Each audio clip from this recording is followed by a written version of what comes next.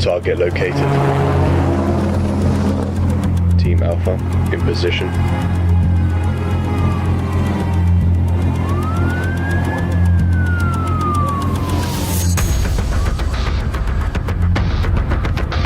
Bravo squad in position.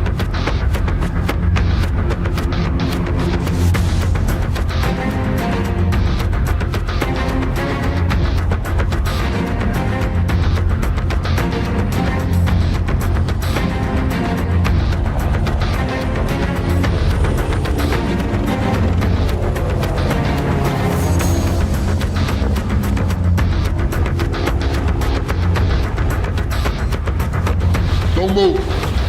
Put your hands where you can see them. What took you so long? Martinelli over Mbappe. Sorry, you're going down for a long time. In the world of football, even the judge isn't above the law.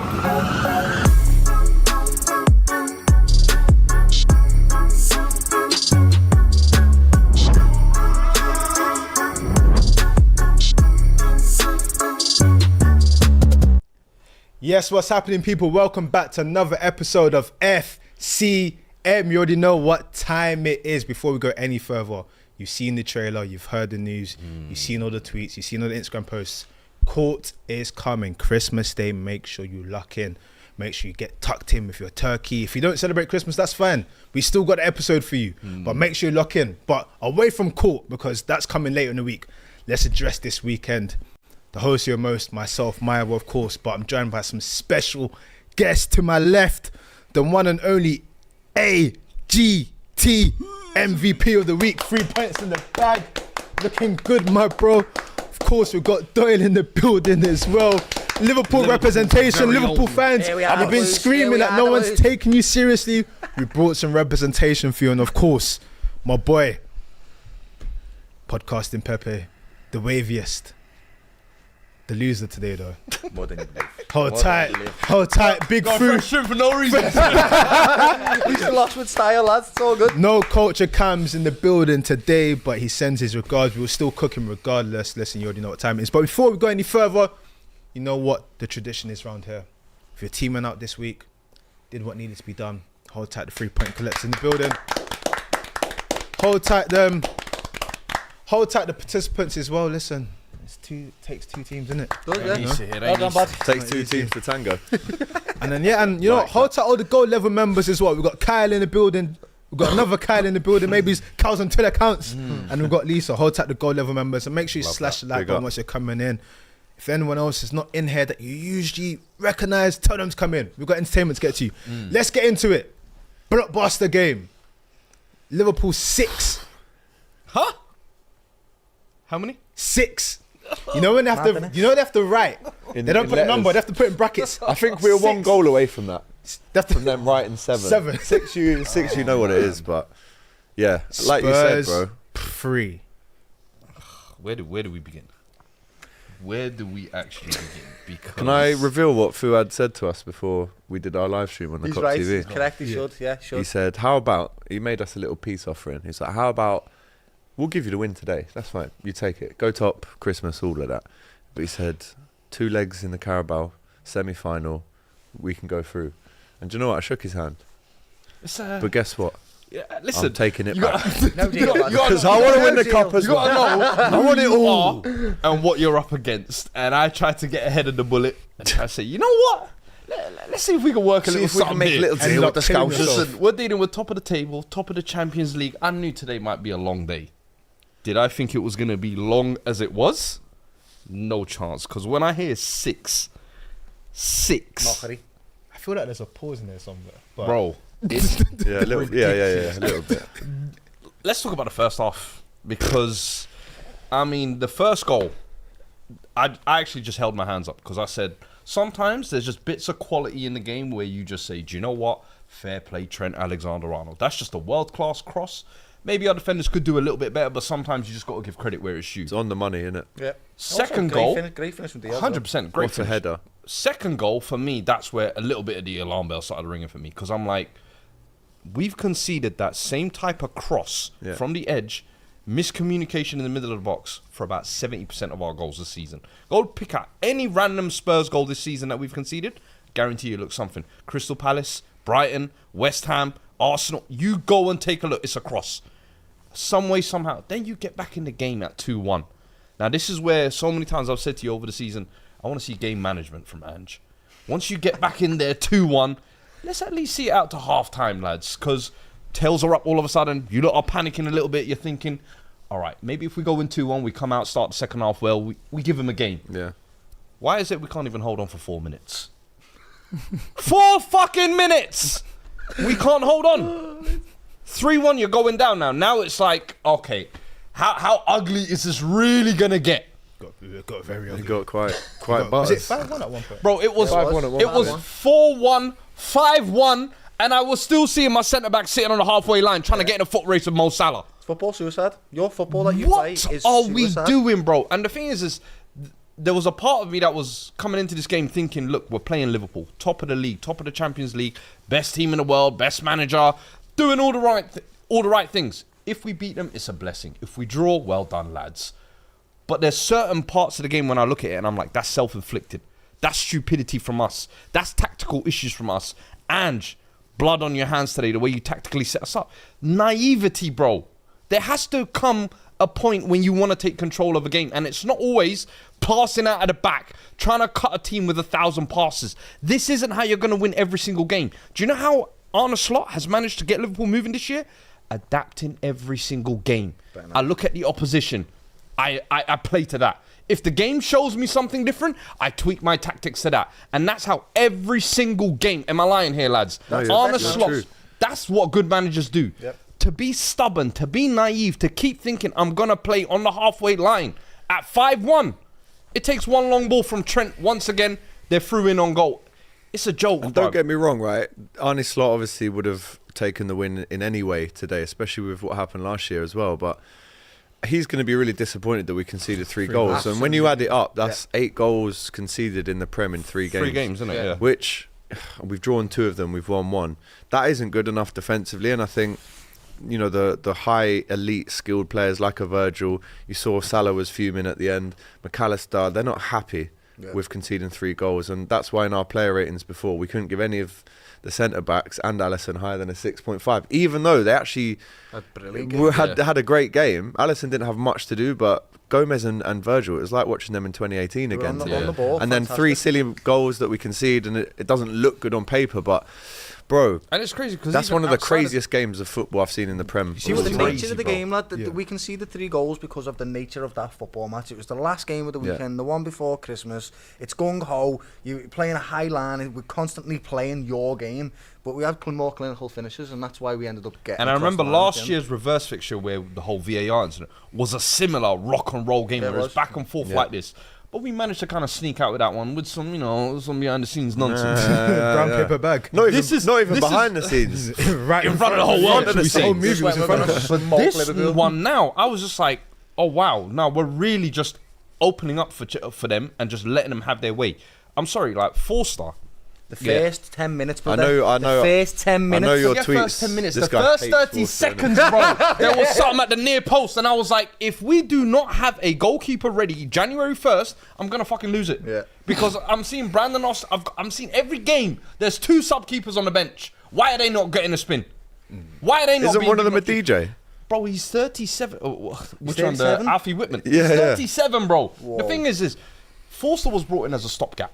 After Galini, the infamous Italian rapper, Joe Hart, of course, after he expired, we needed a temporary stopgap. He came in, he did that stopgap. Why have we decided to keep him on for 2 more years? Because you got That's nobody gross else. negligence. English quarter. That's gross negligence. He's not- he's not These English, men have got Alisson. They've prepared Mamashvili for next season already. They got Kellegher just rotting on bench. Kellegher, January, my brother, please, I have a home for you. I have somewhere where you can rest your head for the rest of the 6 months Don't left go of the Tottenham. season. You want to No, win no, things, no, lad, no. don't go That's Tottenham. not gonna do that. Hey, let me tell you something. Don't do You're that, getting lad. your medal regardless. Let me tell you played enough something. games. He's already played enough games. You're getting your medal regardless. Don't go He there. loves Kelleher, you know. Yeah, The amount of and I tweets where agree. he's like, Mr. Kelleher, come outside we for a went to Liverpool. conversation. I love Kelleher. I love Slightly. Kelleher too. We went to Liverpool. That's why I don't want him to go to Spurs, lads. I can't have him at We're Spurs, Liverpool lads. fans. He But deserves Fred, to win with- things. With everything you're saying, right? There's a lot of attention on Ange right now. Mr. Postecoglou. Mr. Postecoglou, Mr. Postenoglu, as expression calls him and stuff like that. The fans were still singing his name when you got back to, was it 5-3? Yeah. I think it got back to. Obviously, there's these Enic out conversations and whatnot. The question I've got for you is, do you think that he is capable of changing up? Because we spoke after the City game and he actually showed something different. He has to. But can he? I feel like he has to. The fact that he's gone back to the midfield double pivot showed me. The fact that at the start of the season he switched to a midfield 3 showed me. For me, it's the shape. Okay, you're willing to adapt on that. It's the philosophy now. There doesn't need to be gung-ho for 90 minutes straight. That's my issue with him. It's if you can just read the game in certain moments and just be like, do you know what, lads? Fullbacks, how about you guys just sit for 10 minutes and just watch your wingers? How about Son, Kulusevski, come and support your fullbacks for 5 minutes instead of just press. That's my issue with him and for me, I'm not saying he's faultless. I'm not saying he's, give him as long as you need.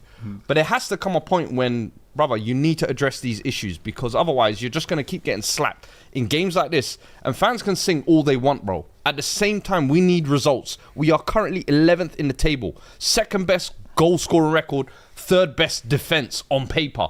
But we're fucking 11th. Why? Because it's those small details, that small bits of naivety that are costing you in important games, bro. And in games like this, look, I would almost write this one off.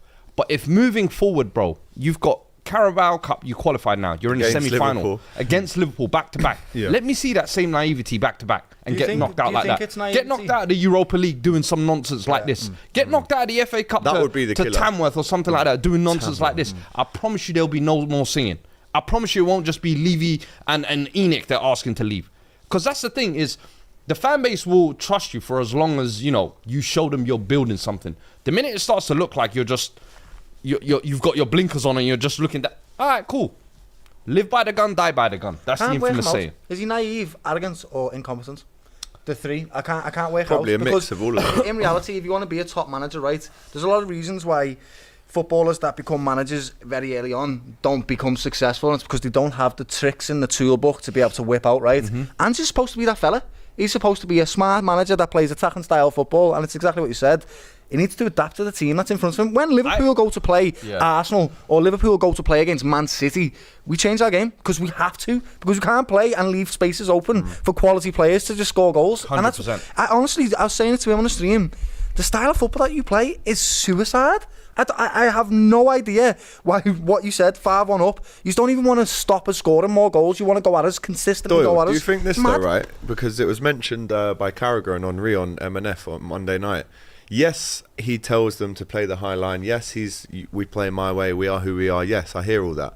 But as a player on the pitch, if you're 2-0 down in 30 minutes and you're still doing it, does the player or the captain, or is there a bit of communication between the defence and the midfield to say, forget what he's telling us to do, because it's clearly not working. Let's just do our own thing. That's an issue Let's with do our own squad. thing and That's not an concede issue again. with our squad where we don't have enough leaders. We don't have enough players with cojones that are willing to take the game by the scruff of the neck and say, you know what?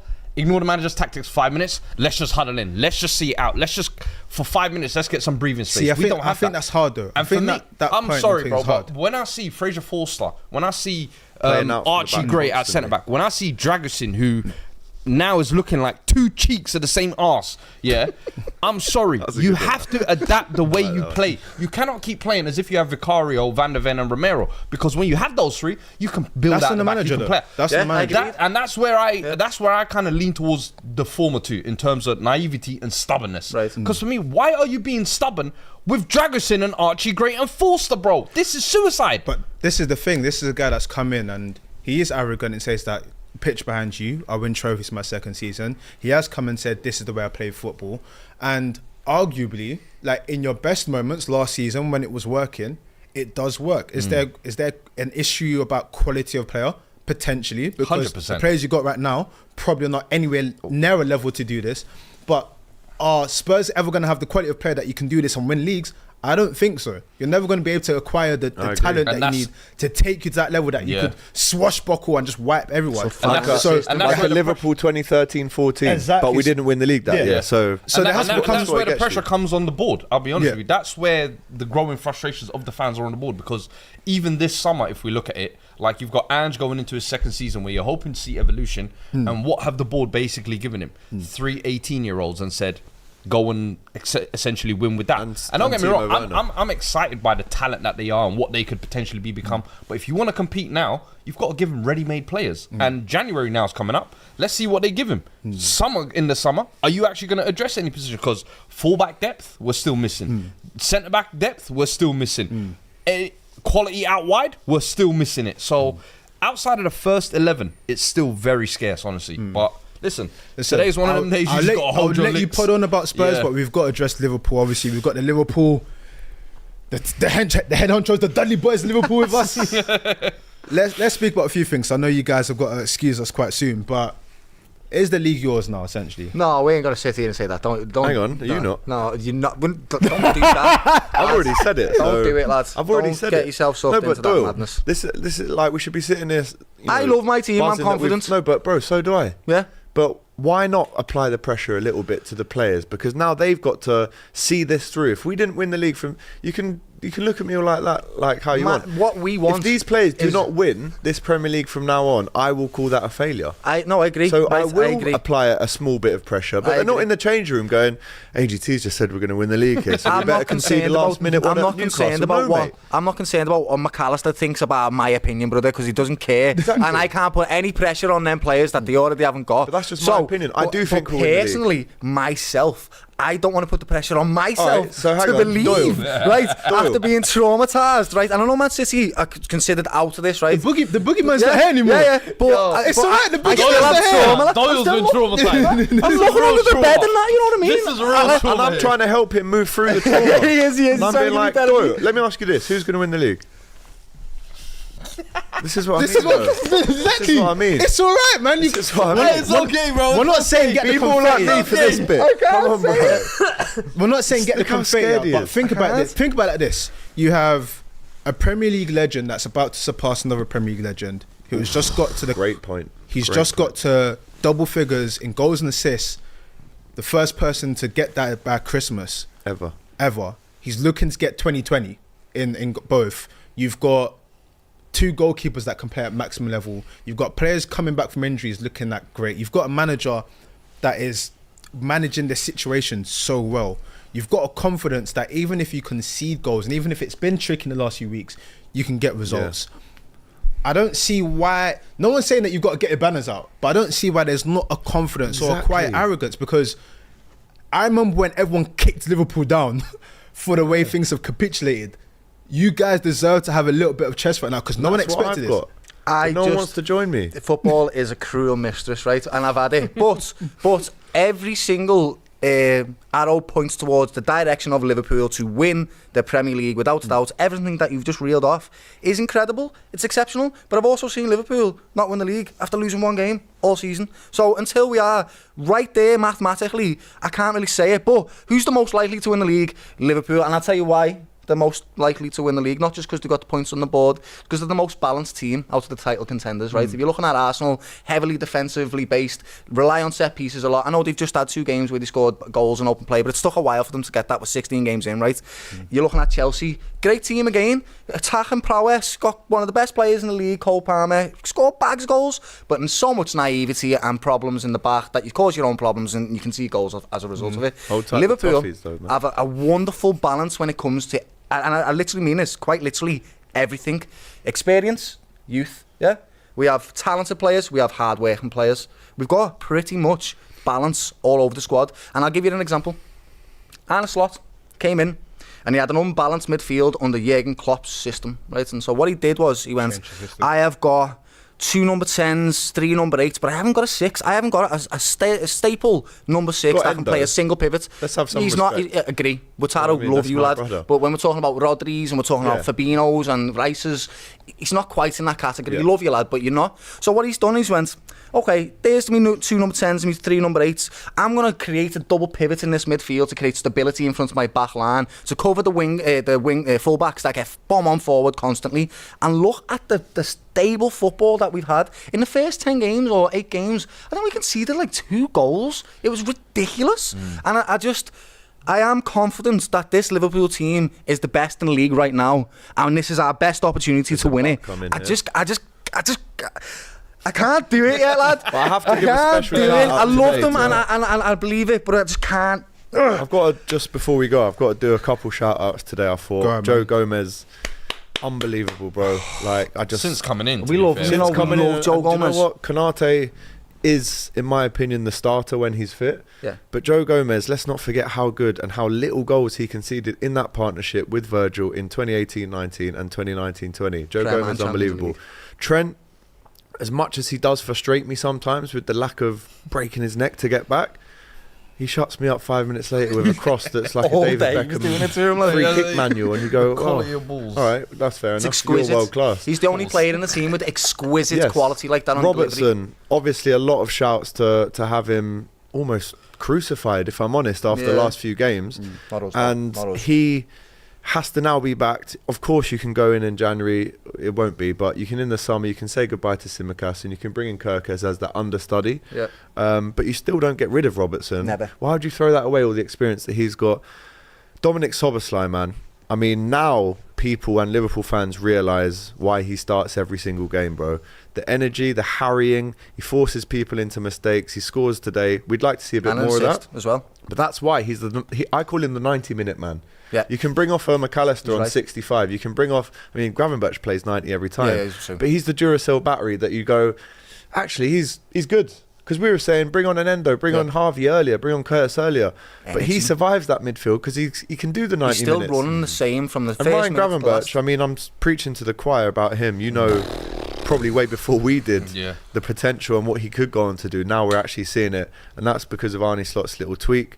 Luis Diaz could have scored a hat-trick today. And then Mo Salah is Mo Salah. So they're my shout-outs for the day. You basically listed off the whole squad. Yeah, but bro, I can't, that's the beautiful thing. I Honestly- can't really pick a man of the Honestly- match today. Yeah. Because there's so many options. I'm just going to NSG. back up his point on Dominic Szoboszlai, right?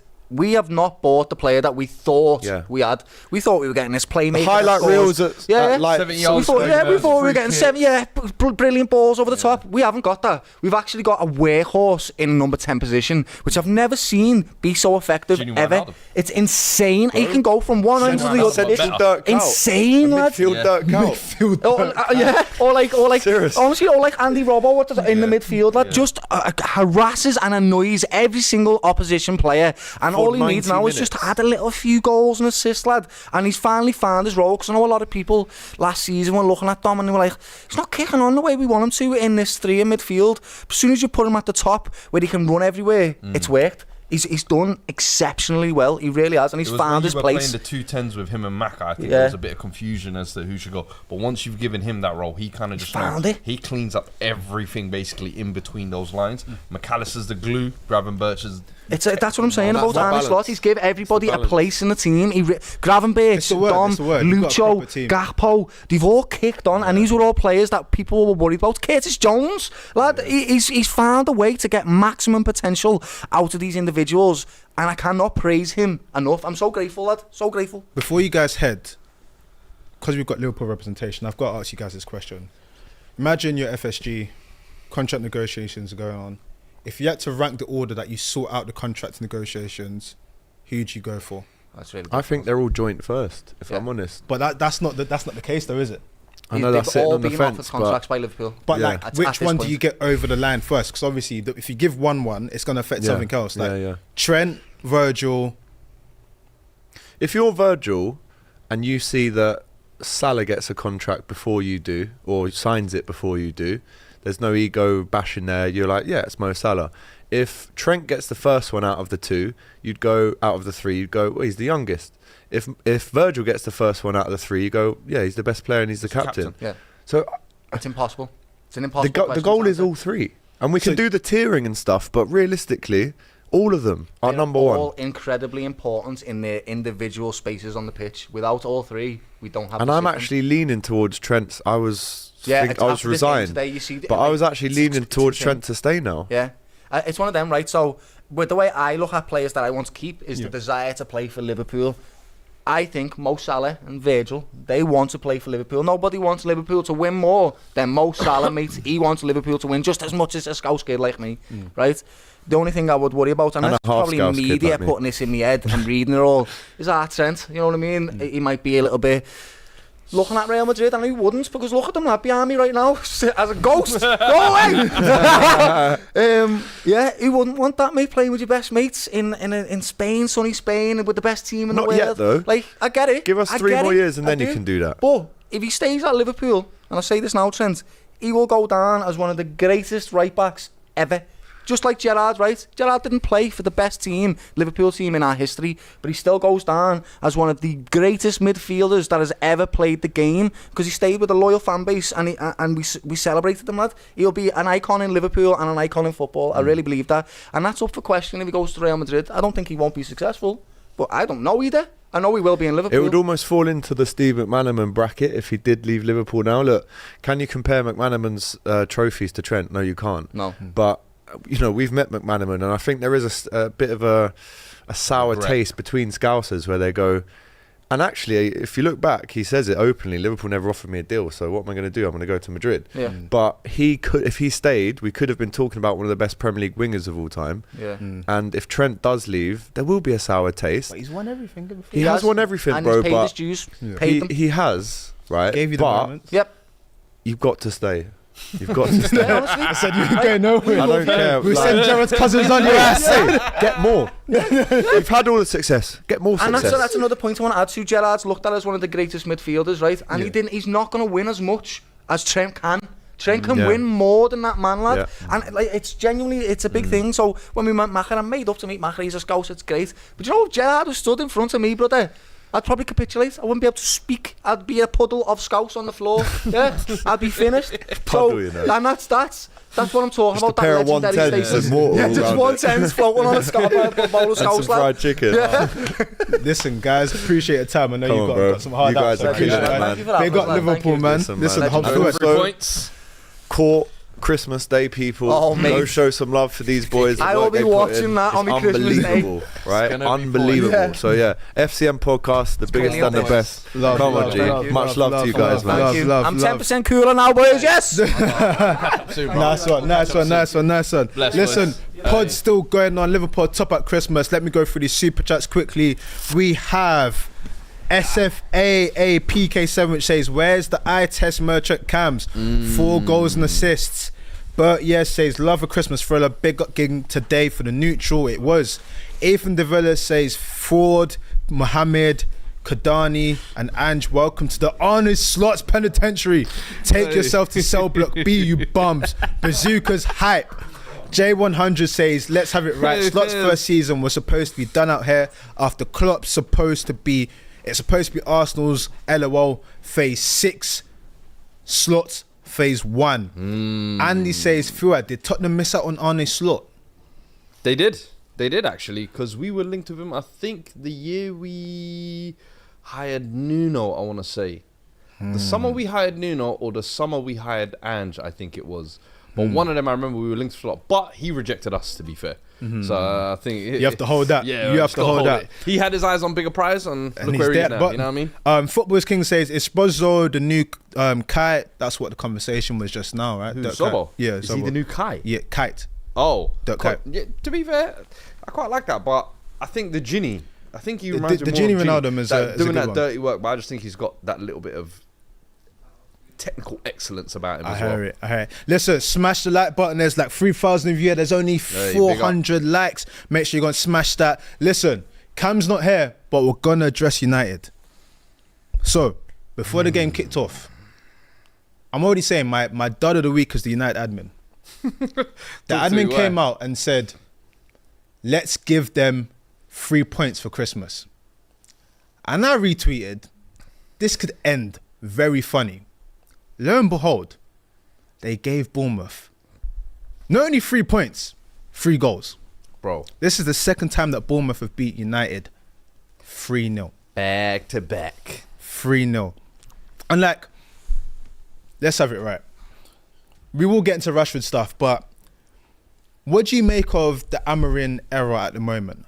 I take a perspective of, I respect a man that's sticking to his principles and it's showcasing how bad the players are.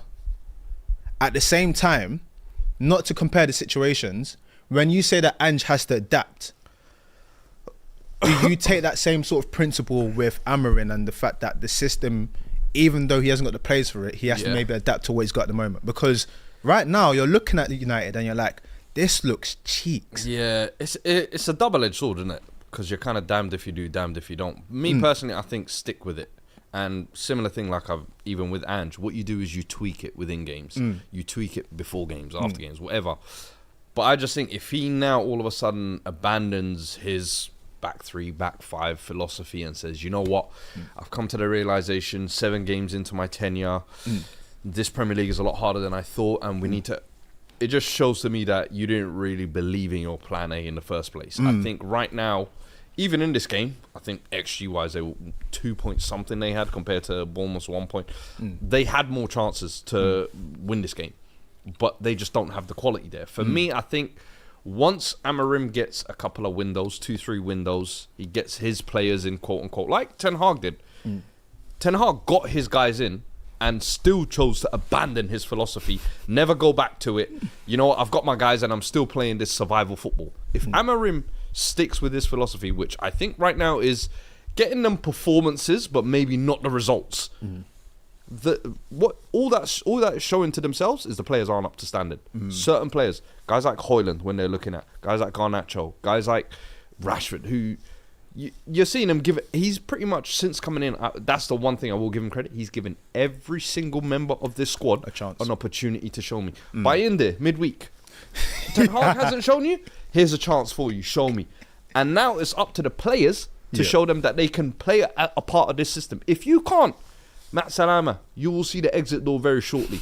And I'm telling you, do not be surprised if come summer or come January, you be seeing 4 or 5 names getting chopped straight off the block. No nonsense, because right now you've been given a chance, and this is your trial period more than Amorim's trial period. I'll be honest with you. This season, most United fans, I think, have written it off completely. They will give Amorim for as long as he needs to get his system right.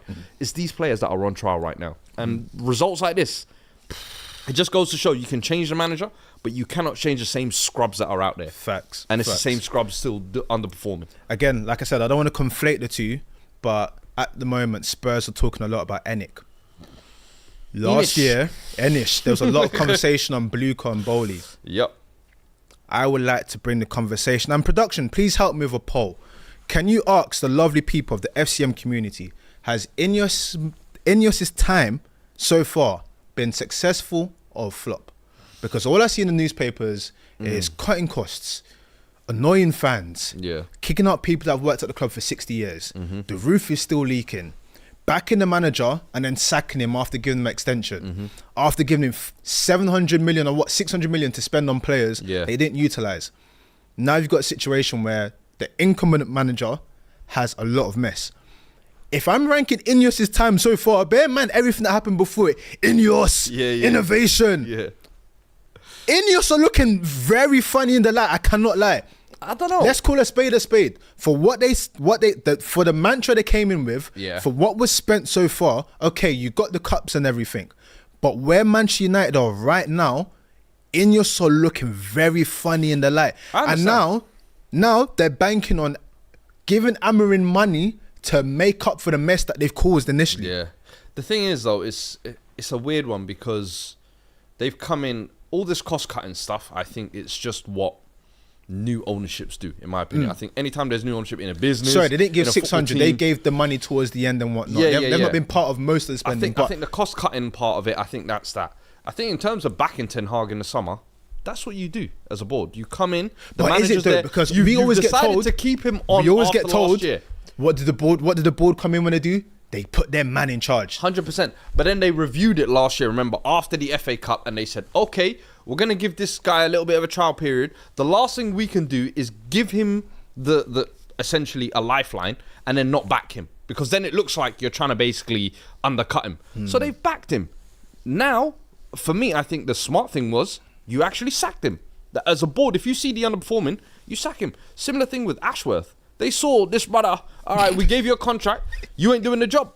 You're out the door. For me, that shows me you actually want to see progression. And people will look at all the, you know, Christmas party being cancelled and all this and, oh, you're the Grinch or whatever. Cool. For me, personally, that's the staff's problems to deal with, not mine. But as an owner of a club, if you're trying to get the right manager in place, you're trying to make sure the recruitment is done right, and you're putting money behind the manager to basically back him and give him the players he wants to see to succeed, I feel like as a board, you're doing your job. So are they the perfect board? No. But are they coming in trying to actually make a difference, take United back to where they are? I feel like they are. Now it's up to the players and the manager to deliver. Boy, speaking of players, should we have the conversation? Which one? Marcus Rashidi. Left out the squad again. Yeah. Third game in a row? Third game in a row. It's peak. It's Writing on the wall? It's not looking good, bruv. It's writing on the wall. Writing's been on the wall, in my opinion. I feel like now the writing's on the wall for the fans. I think this past week or so has been more of like a real gut wrench for them. It's been more like a stab wound to them, let's be honest, because I don't think anybody expected him to come out with the statement with Henry Winter as he did. That was on his own accord. And it's almost like he announced his own exit from the club with a new manager coming in, a new project potentially starting. You waving a white flag just confuses everyone. It confuses the kind of rebuild that's going on as well at the moment. As one of the senior players of the club as well, I think that's a very weird move, very selfish move. And now you better have a January move lined up, because otherwise this is just going to be an ugly kind of scenario that's playing its out in front of the whole squad basically for the entirety of the rest of the season. Because let's be honest, I was always thinking that maybe he was talking about being a face of this new Amarim thing.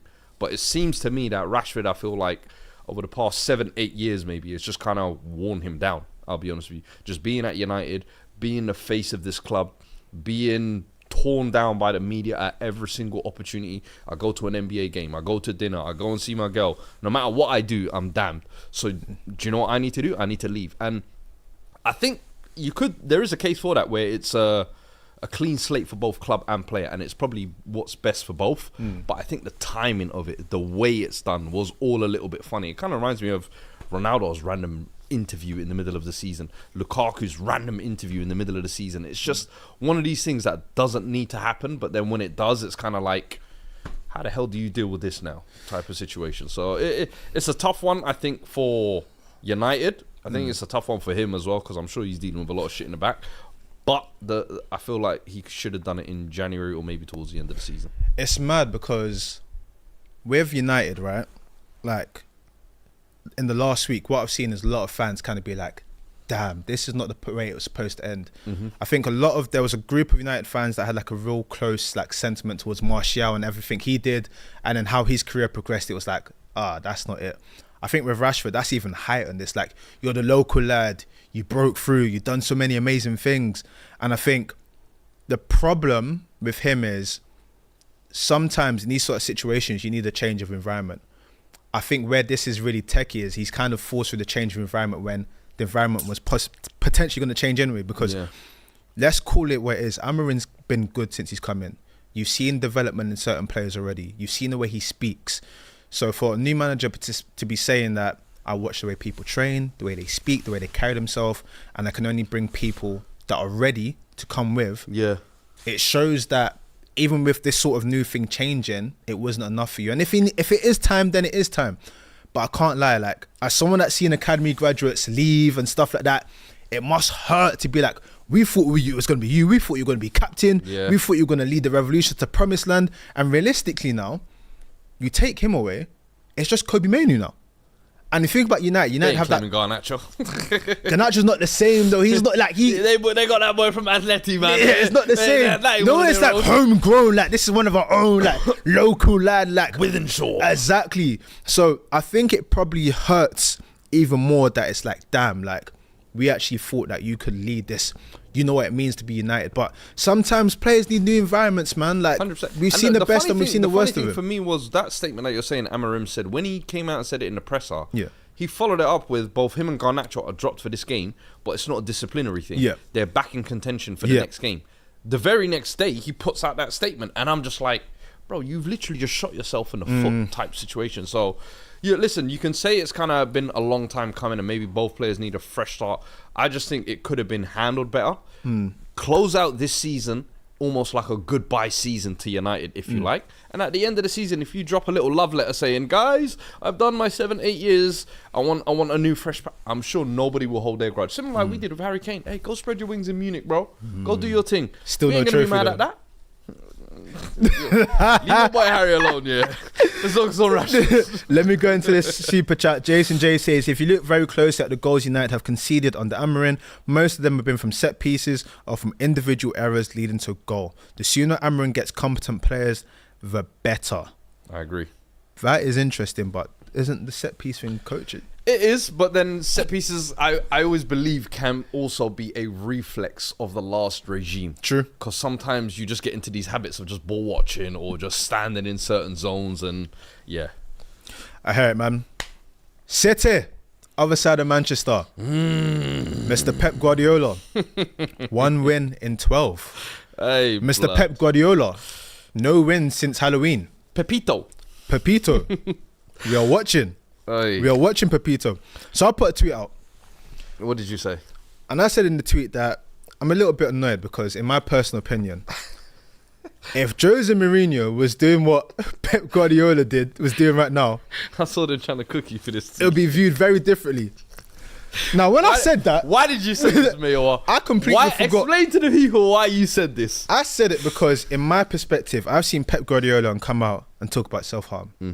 I've seen him come out and say we need losses. Yeah. I've seen him come to fans and berate fans with how many trophies they've won and how many leagues they've won. I've seen him come out and scratch himself. I've seen him do a lot of stuff Yeah. whilst losing, whilst not rectifying the losses, and whilst everyone is slapping his head. And I thought, that's crazy. That's 9 losses in 12. The team that you beat in Forest, like if you played them any other week, they would have probably beaten you as well. Let's call a spade because Nottingham Forest are in Fortuna in the top 4 right now. So I was like, You trying to do a Jose defense league? it wasn't even Jose's defense because Jose is a criminal in his own right. blood. What I was trying to do was, You will as well. no, what I was honestly trying to do was trying to get people to understand that this is 1, relegation form, 2, based on the high standards that we hold these people to, they expect to be held to those standards. So why is it that we're not demanding Pep to try a different formation or try something new? We're just kind of like, he's got credit in the bank, it's fine. They're due a loss route. Oh, no. This is not normal. Yeah. When have you ever seen Pep Guardiola lose this many games? I get it, they've won how many? They've won 5, they've done this. I think it's insulting to him and that team to be like, yeah, but you've won before, it's okay. It's not okay. I don't care if they're a few games away and whatnot. To lose 9 in 12. Disgusting, man. That's crazy. It's unfathomable. Imagine you put a bet on them losing 9 games to 12. The amount of money you'd make. Because It'd be people wouldn't even... It's not possible. Do you get what I'm coming from? Yeah. So for me, I think that Jose Mourinho would get given a worse time. Not because he hasn't won as much as anything. I think it's because of how he's perceived.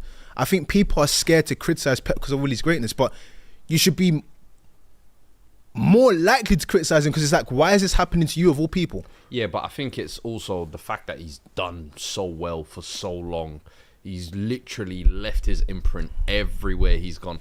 Jose was almost like the villain that came in and you almost fell in love with the villain. Pep is like the guy who, he's the helpful scientist who is going to show you how this entire laboratory works and how to make the perfect product. And bro, now you're seeing the product ain't going right, bro. It's gone wrong. And listen, I have to look at this City squad. I'm sorry. And there has to come a point when that lineup that he put out yesterday, for example, that is on him. When he put Bernardo and Grealish on the wings, you had Gundogan through the middle. I think Kovacic came back in yesterday, didn't he? And Yeah. Rico Lewis as well with Foden. There was too many little man. it was just physically way too simple for me. I was like, I understand sometimes, you know, when you're losing, you got to try and switch it up, and maybe you're thinking, let me get all my technical guys out there. Yeah. We'll go back to suffocating them with 1,000 passes. For me, I think, and I said it last week as well, I think the biggest issue City lack is physically. Physically, they just are not at it. Before, they were so technically superior, they could almost get away with kind of, you know, not being runners, not being workers, physically getting out. Bro, when you've got Onana out there, when you've got Onana Tielemans out there, Morgan Rogers, Duran, McGinn, you've got Duran. Bro, do you hear the names? When you hear these, Real. these are real, strong, Men. athletic men. They want to take the game to you. They want to come in your house and punch you in the face and grab your food. And I'm sorry, when I look at these City players, bro, they look like school children. Bro, at one They're point, getting ran through. Morgan Rogers was picking the ball up and just saying, you come here, you move here, you move there, and I'm going here. Wherever he wants. bro, at one point, Pep probably thought, wait, is that Yaya Toure? Bro, I'm telling you, Morgan Rogers grew up in that City Academy watching Yaya Toure tapes. Mad. Because, bro, and that was the biggest alarming thing for me. I was like, Pep, are you serious? With this Villa team you're coming up against, you want to play the pint-sized tiki-takas? No, my friend. And that's where I'm kind of looking at the profile of this squad. And that's not to make excuses for Pep, because he's the one that's built the squad at the end of the day. I think the recruitment, as I've you always said, the mad scientist, you should have known that your squad's lifeline is getting to this point. What am I doing to bring in? I've said the recruitment over the past 18 months, 2 years, I don't think has been good enough from City in terms of signing ready-made caliber players. I think guys like Nunes, Doku, Savinho that they brought in, they've not really been able to close that gap on those guys who've really set the trend hold that point for there. the past 4 years or One so. of the kids did a post, right? And I want to get your opinion on this. Selling selling Lavia and bringing in Calvin Phillips. Thoughts? Selling Lavia and bringing in Calvin Phillips, and then Thoughts? it was selling Cole Palmer and bringing in Doku. Thoughts? I mean, in hindsight, it obviously looks absolute madness. But at the time, I mean, Lavia was an unknown quantity. Obviously, came. Lavia was winning the best player. He was getting. Or was that after his season with Southampton? Wasn't it? No. He was winning awards in the academy and you whatnot. see, because yeah, that was before. And they his were season bedding at him in. Southampton. Yeah, nah. I'm sorry to look back now. And even after the season at Southampton, you could say. But before the season at Southampton, I don't know if anybody would have said Lavia. And Calvin Phillips, let's be honest, was in the World Cup England team, playing well at Leeds. Everyone's calling him Yorkshire Pirlo. Hindsight is a beautiful thing. That's all I'm going to say. I know. But the thing is, Pep sees the whole game. He's the mad sight Pep. I get it. Is Pep's sight becoming foggy? Listen, after a certain time in the game, you can't maintain your perfect standard the whole way round. Didn't he take a sabbatical one time from football? Well, yeah, that was overburden of Barcelona, wasn't it? But I mean, does Pep need a break? City's been his longest tenure anyway. Are we saying Pep needs a break? I wouldn't say any. I mean, he could take a break if he wants to, but he just signed his extension this year, so he ain't going nowhere, buddy. But for me, I feel like from this game anyway, we could easily hammer City and just be like, look, they've been poor. We know their old players are old. Right now they're not in the form that they're in. Haaland still being Haaland. Foden, to be fair to him, had a better game yesterday. Got his first goal in however long.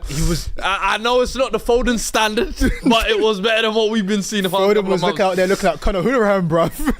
Man was dropping up a Conor Hurahan performance, bruv. Yo, but I feel like we'd be discrediting almost Aston Villa if we don't give them the credit for that performance. Because for me, I felt like they. Oh, sorry. Yeah, let me get that. But they were the ones that really put on the game, in my opinion. I thought John Duran, once again, got his start ahead of Watkins. And the way he has been performing this season, bro, I've said it countless times. Every time he shoots, it feels like a heat check. Every time there was one early chance he actually missed early doors, and I was like, "Oh, okay, what's going on here?" But then he made up for it straight away. And the way he finishes, it's like he knows there is no chance I'm going to miss the net, so I'm going to put maximum velocity behind it. Morgan Rogers was gliding and dancing all up. He rolled about 17 different guys on 18 different occasions. He had his way with them. Tielemans, jack of all trades. The way this guy, and I tweeted out yesterday, actually, funnily enough, where I said, at Leicester City, we all knew Tielemans was technically nice. And we always said that video on Twitter of him running back always cooked his reputation. But I think in terms of his all-round game, consistency, positionally, defensively, how much he's improved. Because a lot of times he's been having to sit at the base when Kamara was out injured as well. Yeah. I think he has been excellent this season. Low-key been one of the most consistent players that's just been going under the radar. And I just thought that way that midfield, John Duran, put it on them. Because sometimes you could see a wounded animal. Yeah. And that's You what they sniff blood. did. You sniff I've blood. said every week, teams need to be going to Man City and realising this ain't the Man City of the previous years. There's This blood is leaking. Thomas Cook, Man City. Yeah, these men are limping and bleeding, and we need to go take advantage of this. And Villa, let's be honest, the past 2 months, they haven't been in great form themselves. They needed a result like this For them, as well. it's every game after the Champions League, they look wounded. But hey, they didn't have to deal with that this week. Trust and me. They did their thing. What next for City though? Because is it beyond them to win the league now? I think it's probably fair to say. I don't see them revitalising themselves and going on a mad run. Top four is still something that they should be aiming for. Top 4 in a cup. Because I can't lie, if I see Manchester City and I see ho ho ho ho ho, boy. I said that is the moment I think everyone. If I see Pep Guardiola, ho ho ho ho ho ho. If I see Pep Guardiola, if I see Pep Guardiola taking trips to Galatasaray, hey, You be nice with Galatasaray, bro. Send him to Astana. it cannot happen. So I think what they need to do, they've got to play for pride now. top 4, Yeah, FA Cup. I think City fans will still see that as like, you know what, in our down year, we can still collect a little something. We can still qualify for Champions League football. How do they do that? They're not going to do it by playing the way they've been playing the past 2 months or whatever, since November. They're not going to do it, I think, they're not going to make a ton of signings in January. A ton of signings in January. I think tactically Pep has to do something. For me, this is on Pep, and I said it last week. The next 2 months, how Pep lines this team up, what players he uses, whether he calls up some 4 academy kids we've never heard of just to spice it up. These are the things he's going to need to do. I've said one solution for me, I think switch to a back 5, become a little bit of a counter-attacking team because they're so front foot offensive, possession heavy. Just absorb pressure for a bit, I would say. Let teams have the ball. Because one thing you do know, almost like a 5-2-3, if you like, is how I would say it. Doku, Haaland, Savinho. run. Just that's all you do. Every Get Haaland single back in the time. transitional game. Get Haaland on his transitional game because Haaland ain't doing nothing right now but running around and tying up his hair every 47 seconds. Brother? I rock that pebble. Round. Hey, Bro, I'm Haaland's telling you, for me, I think he needs to tactically just adjust something. That's just obviously me being extreme and just saying, look, go to the opposite of what you're currently doing. Yeah. But I think we need to see that tactical geniusness from Pep of what we know him for. Yeah. But Show me who you are. For me, that's where it is though, because at the end of the day, there's no taking away that Pep Guardiola is one of the greatest, if not the greatest manager in world football. It's a very different challenge. But I'm sorry, there's no way that you can't tell me that a manager of that caliber cannot look at the situation and not one, just say, okay, I need to find new solutions, but 2, carry them out. Because if we're saying that he can't, then that means that we don't hold him in the high regard that we truly do. Yeah. I think that he may not be able to win the league, but he's a manager that should be able to turn this around. I believe he's a manager that should have never even got to this. If we're saying that City players are down in tools, that's another conversation altogether. Nah. And I don't think they are. I just think they're getting beat up. I don't think they're down in tools. Yeah.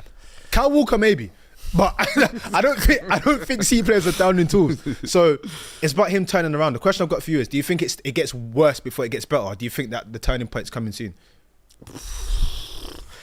I mean, I don't even know when you can say a turning point is coming because so many fixtures they've had recently, you would have thought this is the turning point. This is the turning point. When they beat Forest 3-0, you're thinking this is the turning point. I mean, fixtures have been hard. Juve, United, Villa. So now they've got Everton, Leicester, West Ham, and then Salford. Salford should be the turning point. No, but think about it. Everton at home. You're taking Everton at home. I mean, Salford at home. That's a derby. That's a derby. Come on. Nah, hey, listen, you never know. That's Gary Neville's team. January. I'm looking at January, and I'm saying get back on the horse in January because Everton, Leicester, West Ham, Salford, Brentford, Ipswich. String something together. I don't care if it's 6 games, 4 games, 3 games. Just string something together. 2 draws. Then, no. 2 draws, 4 wins, whatever it is. But then at the end of the month come 2 big tests to show you, have you actually turned the corner? And that's going to be PSG in the Champions League and then Chelsea right at the end of the month. And that one is almost good. That's That so game annoying, at the man. end of the month is going to show me 2 things. City, have you turned the corner? Chelsea, are you really the truth? No, but do you know how mad it is, yeah? In the Don't go anywhere. Mayowa, you've been buckling up. It's time to turn on the ignition, my brother. You mean to tell me, yeah, in the Guardiola slap head era, yeah, Chelsea did not get to eat. Nope. We did not get no chicken wings, no popcorn chicken. Listen, no barbecue dip. You have an opportunity to start it again, just like we did. We started this Everybody Eats run, yeah? We said, hey, we're going to start this. The next one, you can start it because I think 2 games after you, Arsenal played them. So that end of January, early February, that's like City's either nail in the coffin or City are turning the corner. Arsenal game? Where's the Arsenal game? Arsenal game's at the Emirates as well. Hey, wait.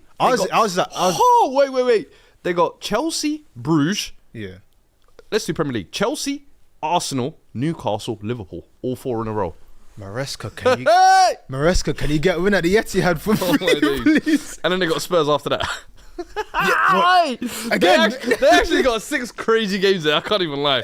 Hey, so listen, they need to actually capitalise on that early January fixture run, in my opinion. But listen, Villa, I feel like give them their dues, man, for this one. As much as we want to poo-poo on City, Villa actually took them over in the table. They're 6th place now. Yeah. Did Bournemouth go ahead of them as well? City have dropped to 7th place, bro.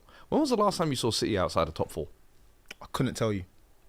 Genuinely, I think it might have been the Pellegrini era, even if that. What, Stephen Ireland then, man? Oh, nah, you're going way back. You're going Taxing Shinawatra era.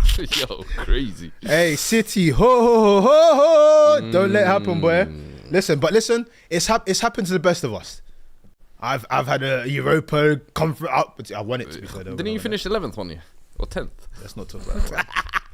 Was that Jose? Hey, let's you not talk about set that. the trend. You lot started Let's not talk about down in tools. Yeah, let's not talk about that, shall we? Hey, listen. Make sure you smash the like button. James Barrow says it can't just be Rodri anymore. Nope. Even losing one of the best players in the world doesn't change a team from top of the league to seller overnight. Facts.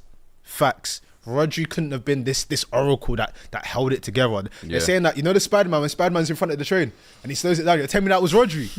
You take Rodri out and this is what happens. Come on, man. Come on, man. You understand why he won the Ballon d'Or? I want like the 15-16 season. People saying, yeah, that season I was in hell. People forget that Chelsea. I saw things. The best thing that happened to that season was Conte coming the next year and winning the title. That almost like etched it from the history books. But I will remind you, like every once in a while. Don't worry. I saw things. Hey, we were losing to everybody. Hazard not scoring for a whole calendar year. The race to 40. But you see, they talk about Grealish not scoring for a calendar. But we remember Hazard. Your GOAT Premier League wingers not scoring for a whole year. But cool. Do you know what Hazard's got? The streets really don't forget. Do you know what Hazard's got? What, a baby? No. Or a pregnant belly? Hazard's got What's the that? trophies. Hazard's got the trophies. PFAs. You got all that type of stuff. Jack Grealish. Can you give Jack us... Grealish, well, you see what he's giving to the Villa fans? He said, yo, tree. When it's all said and done, yeah, it's a separate conversation, but we always say that the Bell money was spent bad. The 100 mil that they got. Yeah. The Grealish money, in the grand scheme of things, Grealish money was made for a good flip further down the line eventually. Got to give Villa that, you get me? Got rid of this bozo. FCM call. Wednesday, people. Subscribe to the channel. Turn your notifications on. Certain man. Hey. Azkaban. Bro. What's the Cortez one? Alcatraz. Yo. Name me another prison. Guantanamo Bay.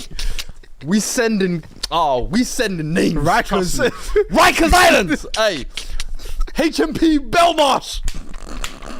Wormwood Scrubs. Hey, people getting sentenced. Bronzy says, bro, Chelsea like 2 years ago finished below Palace. Don't talk about 15-16. Why you say fuck me for? Damn. Why are you saying fuck me? I'm telling you, bro. Chelsea, man, are too funny, bro. Yeah, but we bounced back. You get me? We like. Let's see if City can bounce back now. You know what I mean? Pep. I know you lot are trying to smudge them Join on me, it. man. Like, enjoy it, man. Let's enjoy it, man. Come on, man. You know how long they bullied us You know for? what? Yeah, it's because for me, yeah. It's like, City, for everybody, City's just like this big evil. For me, City have been like a necessary evil to stop the other evil. what was the other evil? You want that red side of North London lifting? We need to talk about their game anyway. Let's talk about Anyway, that. Man. let's talk about Let's talk about Arsenal because you want them. Jesus, Christmas time, you get me. You get me? Biblical, innit? You got me.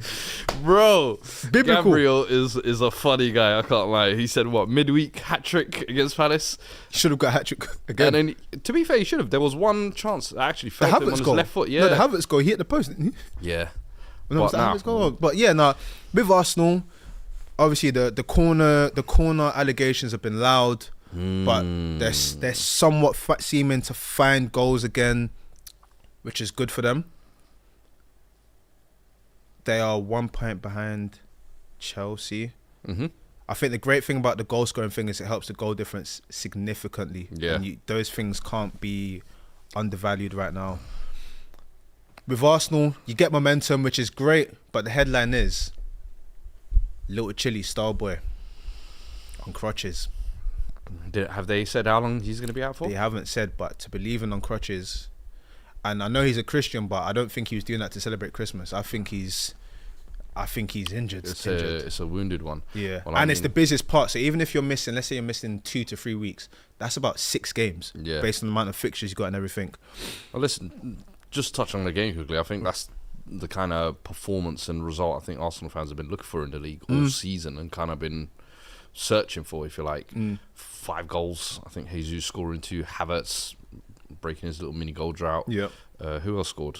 I think it was Martinelli was the other one as well, actually. Yeah. Martinelli as well, funnily enough, speaking on Saka's injury, when he moved over to the right wing, I actually Look, he was thought enjoying a bit. it was actually doing pretty well. It was similar Yeah. like when, was it Garnacho last season when he got moved from left to the right and Yeah. all of a sudden you thought, hey, still a decent player. So maybe something for him out there while Saka's out injured. But Yeah.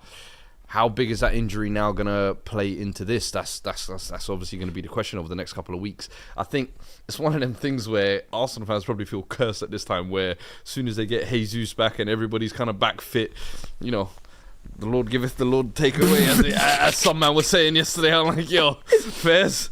I But think the issue they've got, though, it all depends on how bad it is. If it's one of those kind of, 2 weeks, 3 weeks, I think it'll be interesting to see how Arsenal actually adapt without the guy who's basically been their best player this season. Facts. And kind of digging him out, especially when Odegaard was out earlier in the season. Yep. Bro, that brother was leading the charge. So now it's a case of,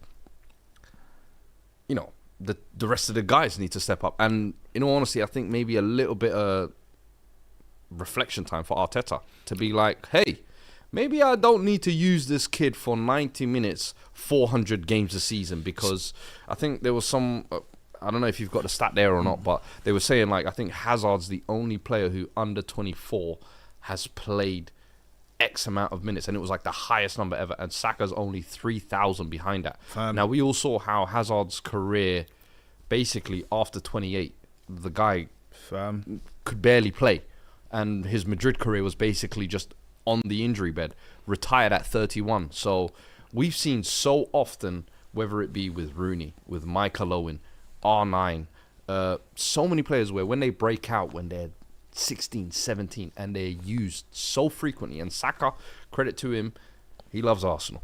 He is willing to die for this club, so he makes himself available for every game. Whenever there's a knock, people have always joked about, he's limping, this and that. Bro, I'm sure the past 2-3 seasons, he's in pain. Saka has been playing actively with injuries and has facts. said, you know what?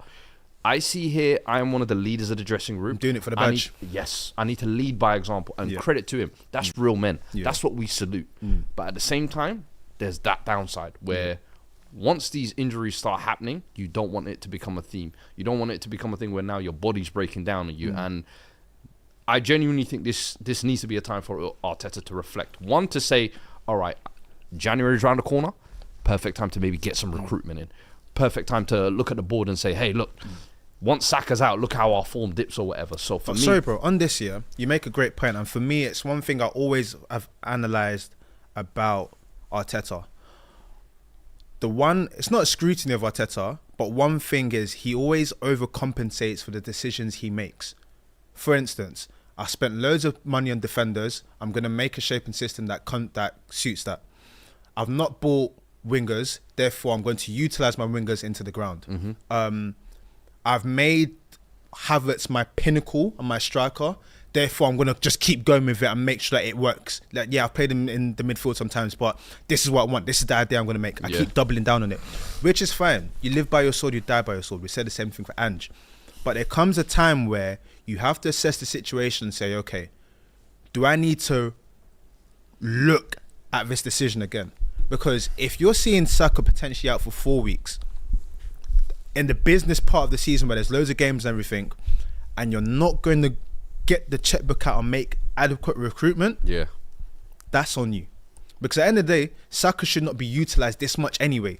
I understand he's a key pillar in the team. I understand it's very similar to the Harry Kane conundrum where, why would you sign if you're going to be backup to Bukayo Saka? I understand that. But if you're trying to compete, you need options. Word to NSG, like AGT said, you need options. You're not using Sterling. You're coming out telling us that Ethan can play multiple positions, but you don't do it. Martinelli's been dying out on the left.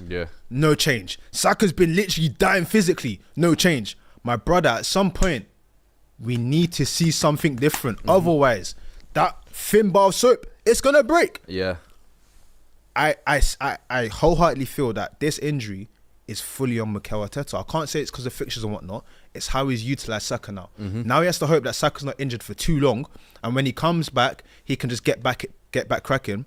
But also, even if he's injured, can you go and make a signing that the rest of the league goes, oh, like, okay, they want to fight back.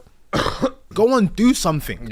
Like, go and prove that everything up until this point has been for something, because you're coming out, you're saying it's 5 years, you're saying that I've won 3 trophies. Someone like a young Bakayoko at PSV. Bro, this is what I'm saying. Make a signing. Matthias Tell at Bayern Munich. A few weeks ago, I said Kolo Muani because he wants at PSG, but you mentioned 2 young players that could come in and they have upside. Like, you don't have to go and buy someone that's a finished like article and whatnot. Buy players that, 1, opposition are going to be like, I'm not too sure what to do with him. But 2, instantly your Martinelli's think, I've got to step up a level now. Saka's feeling like, you know what, even if I can't play, I know that when I come back on, I've got to be better than this guy. Do something, man. How many great teams have adequate depth? Your depth is only in your defensive positions. Come on, man. And I've always said that, like, because I've so often had this debate with Ilias on SDS where he's like, bro, I don't think anyone's going to sign because of the Kane conundrum where it's like nobody wants to be a backup. I said, well, lie to these guys. Tell them they're going to be playing left wing. Tell them they're going to be playing up front. Tell them they're going to be playing multiple different positions. They're going to be playing Champions League football. You lie to players and then you sit them on the bench. That's what you do. Because that's what Chelsea have done when they're collecting all these talents. And do you think they've told Romeo Lavia, Enzo and Caicedo, every single one of them, hey, you guys are going to be playing 90 minutes every single week? No. They probably told them that in the negotiations. But then reality comes. You see his form. I got to start him, sorry. But your time will come. And that's what you do. You have to have multiple options. And that's maybe it's come at the right time, because obviously January is just round the corner as well. I don't know. I just think the Saka injury, players buy into projects, bro. Now, because Liverpool aren't slowing down, bro. That's the thing. And you've hit form at the right time in Arsenal, because I think now their results, they've fully turned around the past 8 or 9 games. But to lose your best player, I think, is always going to have an impact. And you can move Martinelli to the right, you can move Jesus to the right. Is it going to be the same? It's not going to be the same. And Saka this season, I feel like he's been very, very effective. Facts. Huge loss. But listen, big up Arsenal on the result though, man. They needed that. Big up. This is not a super chat, but I want to big this out. Carnivorious Cow said crucial first team player. Handshake. You know, back in the day on ESC FIFA where you get sporadic, bro, crucial first team. If you played FM, you know the drill, bro. You tell that man, I'm making you key player. As soon as he comes, squad player. Shut up, man. Don't talk to me. Face front. They'll say you're here for the mission, man. We're trying to win the league. Come on, man. Let me not lie though. There's one guy, and I say this and I say this now. Huh? Tyler Diblin? No. Oh. I say this and I say this now. If Arsenal are a serious footballing institution, they want to be taken seriously. You see that Eritrean in Newcastle? You see in summer? Alexander. You see in summer? Nothing stops you. I don't think that's the club. I think if you're on a slot, you get rid of Darwin in January, and you go and get Isak. What, in summer? Summer, January. No, but they're not going to sell. They're not going to sell in January fuel. I promise you, if Liverpool go and put 60 million plus Darwin. What's Darwin worth these days, man? Come on, bro. You are not recouping that money back. Go and throw 60 million plus Darwin at Newcastle in January and see what happens. Just see. Just Just test the waters. Let me hear the response. And if they say no to that, we come back in the summer and we'll offer you 100 cash.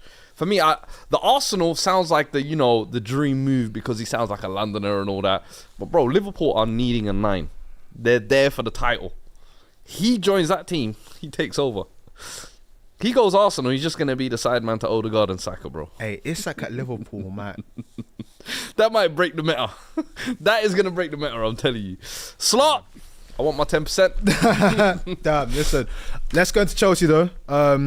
Talk to me. Drop points today, yeah? Drop points, man. Listen, man. The seatbelt is still there, but I told you, man. That's why we're buckling up. Like, it's a busy. Goodison Park in this weather. Hey. It's not easy. 5 out of 6 clean sheets for Daichi's boys as well. Yep.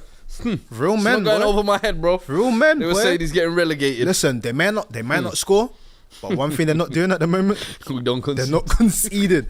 And I think that game, it showcased a lot in terms of where Chelsea are. A lot of chances that people would say that we could have potentially put away. It was very stringent, compact Everton performance, and there was parts where they grew into the game. It's one of those games where I looked at Maresca and said, I would have liked a few substitutions a bit earlier maybe. Game management today probably wasn't the best, but then again, when Noni came on, I thought it would be more pace. Didn't really work. It showcases where we he only used 2 subs today, yeah, wasn't it? yeah, something like that. And like, fair play, you have to say fair play to Everton. They had their game plan, they carried it out. With us, we went at our best, and it's these games that make things super, super difficult if you are going for a title, because you have the chance to go above Liverpool momentarily, but you don't take it. And that's why I say that the tough opposition and the big 6 is always what it's always going to come down to, because when you're playing shootouts against Brentford and stuff like that, you can potentially win. Yeah. But when you go to these tough places where they say, listen, our game plan is to sit here and you have to get through us, you need moments of magic. When Cole Palmer's not at it, because he's not always going to be at it, who else is going to rise to the occasion? And today we didn't see that from Chelsea. But I'm not mad at it. I tweeted, I said, Goodison Park in December, these conditions, it's not easy. They are, I'm telling you now, I say it You're now. going to see a polar bear in the North Pole. Bro, I'm saying it now, yeah. Liverpool are so lucky that game got postponed. What you reckon? They would have had something for them. That win and Sean Dyche. 1-0 win of it, man. Come on, man. That win, what? Wind. I don't know. Cold. I can't lie Wet. to you, man. I feel like the past couple of games Liverpool have been able to get at, because obviously no Konate in my opinion. But I'll be real. I don't know who's stopping them, bro. I don't know who's... Bro, they've played everybody in the league. They've played everybody in the Champions League. Who is actually stopping Liverpool? Like, this Chelsea stuff is cute. Buckle up, brim brim. I mean, me mum's car. It's all nice. Arsenal, listen, choo choo. Keep chugging the train. I'm telling you, these men are gone. The question I ask you is, These men are gone. the only time we spoke about times where new managers have come in and done stuff. I think we mentioned Hiddink, we mentioned Conte. No, it was all Italian managers. It was Conte, Jose, and Ancelotti. Ancelotti, sorry, Yeah. we mentioned Ancelotti's one. In terms of best debut managerial campaigns, isn't it? Yeah.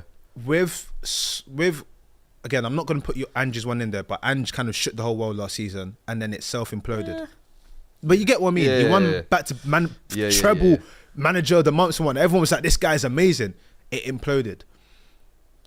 I'm not saying that's going to happen with Liverpool, but if there were anything to go wrong with Liverpool, what do you think it would be? Would it be injuries? Would it be contract talks? Or would it be teams maybe sussing out something? Like, is there injury in that Liverpool team that shifts stuff? The sussing out thing doesn't happen. I think it's injuries. Yeah, injuries to certain. What, to key Virgil? players. If Virgil gets an injury now, I mean, if Konate's back, I think they can afford Konate and Gomez. For me, I think it's Salah.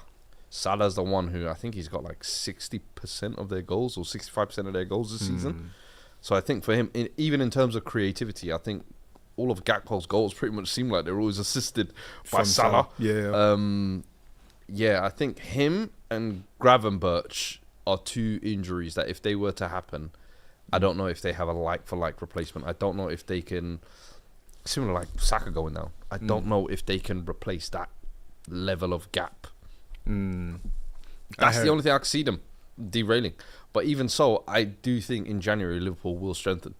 Really? Liverpool have an opportunity here to win a title, bro. They spent 12 million in the summer for a new manager. You're basically going to give him a second window and not back him. After him basically giving you 6 months of showing you, all right, this is what I can do. Now you're not going to back him. For me, it would be stupid and naive of FSG. And that is a failure on their behalf if they don't back Arne Slot, in my opinion. Give him 1-2 players, little sprinkles here and there. Maybe if you want to prepare a marquee for the summer, go for it. But you have to give him something to boost this title. Because of that, if there is an injury or two, bro, Gravenberch wasn't always the plan. You fell into this plan. And you got to thank Arne Slot for that. Thank him by giving him another player. Man said, Mr. Arne. Here you go, boss. See? Oh, man. Is there any other teams that we need to shout in the Premier League? Man took my 3 points and now he got me doing up his PR work. I go get your own players, blood. Any other mentions? Premier League, big up Wolves, new manager bounce, 3-0 win. Man, my boy, boy I Rude. can't lie. Your Dutch brother. Rude. Hey, that was a rude awakening. Wait, it's looking a bit rude over there. It's looking a bit rude over there. 3-0 slappings. I was like, yeah, fairs, man. There. Anything else? Nah, Forest still doing their thing, funnily enough. Top 4. Bro, I don't know when they're slowing down. I keep telling myself, like, hey, hold on a minute, player. Top 4, we want to be in that race. But they're like, Nuno said, hey, remember me?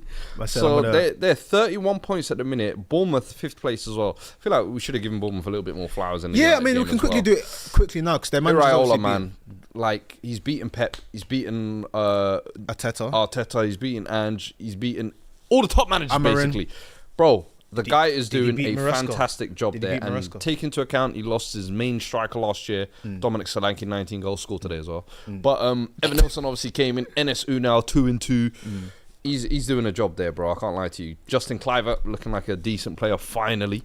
Our boy, Hoyson. Yeah. Doing well. Semenyo obviously doing his thing as well. Christie as well.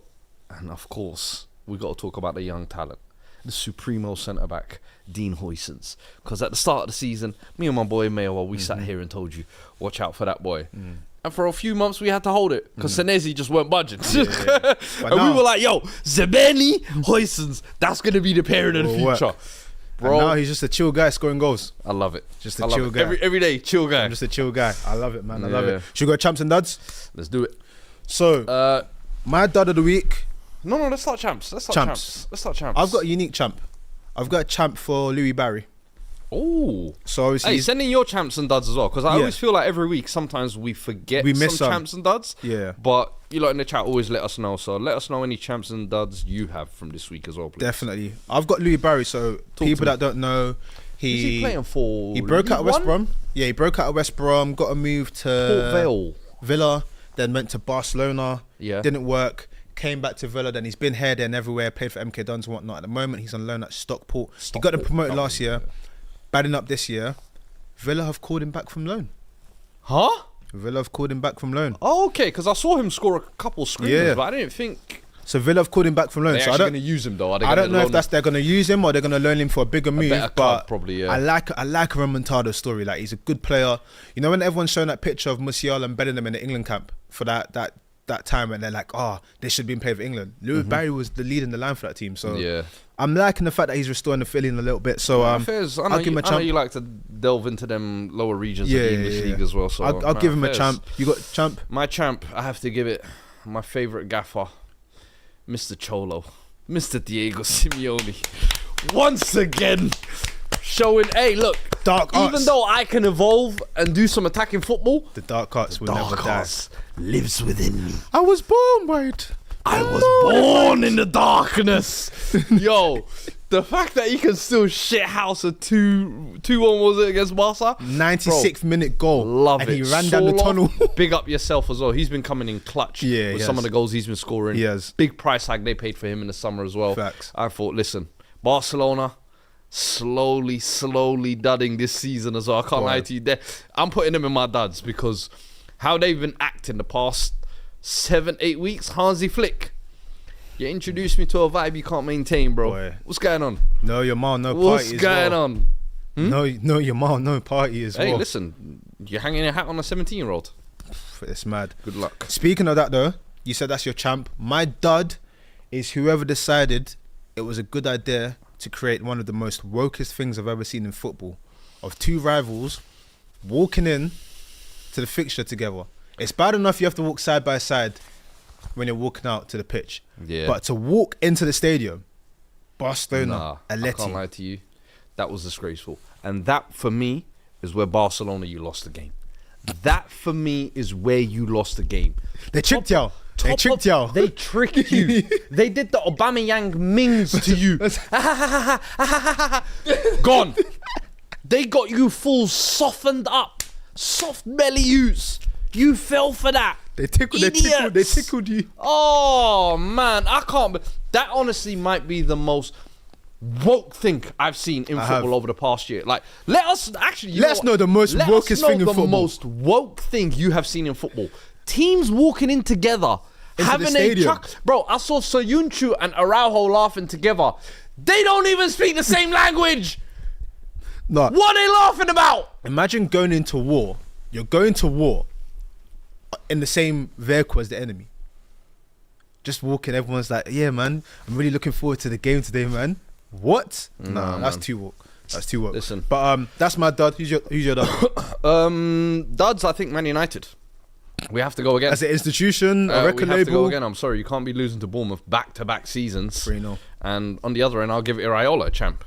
Iraola doing a wicked job this season. 5th place, big 3-0 win away at Old Trafford as well. Fair play to him, man. I hear it, man. I hear it. Listen, just like that, we've come to end of another episode. Let me see, has anybody said any? Yeah, we got Joe Gomez in here. Miles Milan. Miles Lewis-Skelly, actually, fair play to him. He's MLS, coming to my this G. Arsenal team. You know, I can't lie to you. I'm not feeling that little MLS thing you lot keep calling him. MLS is actually Major League Soccer. It's an American league in football. He's playing some Major League Soccer right now. Yup. He's playing some Major League Soccer right now. I like what you did there, but we still calling him Miles Lewis-Skelly. Someone says Malanda, great tribute to his dad. Now, I don't know this one's particular, but I know there was a player in Turkey that someone passed in his family and he played the game and then the fans clapped him. I'll give that a champ because that's not easy. 2 more champs, I think. Big, very Phil, Mr. Usyk. Yeah. Your Excellency. Deliverance. Your His Excellency, Excellency, brother. Let me fight this guy.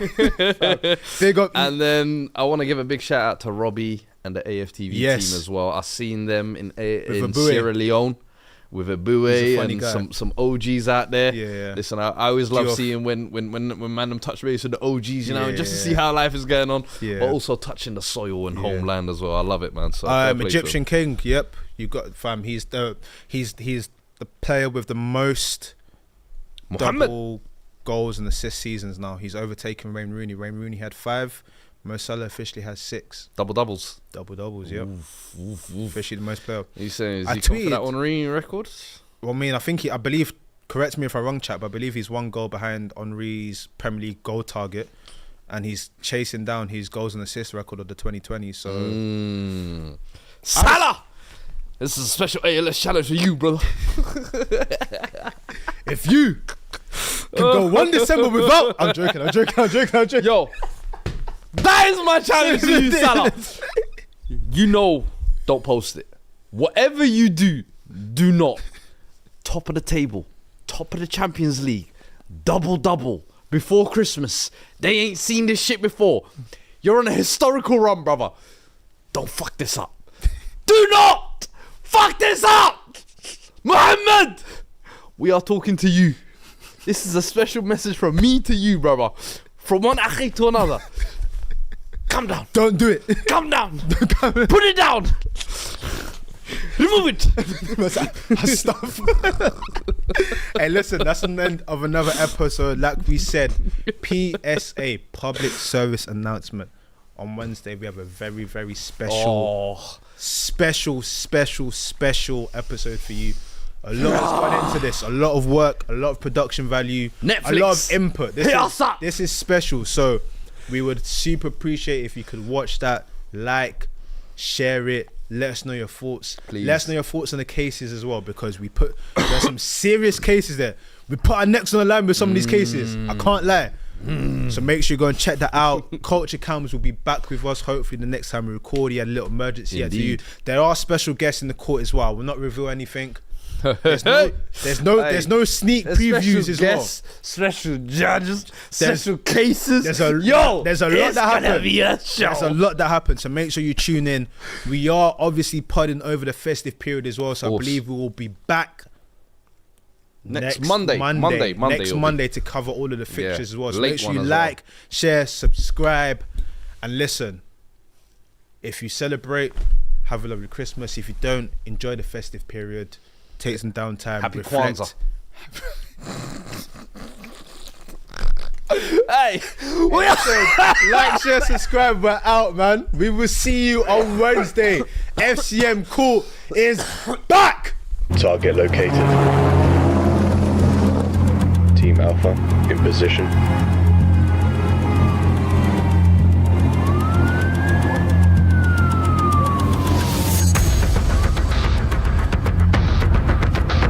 Bravo squad in position.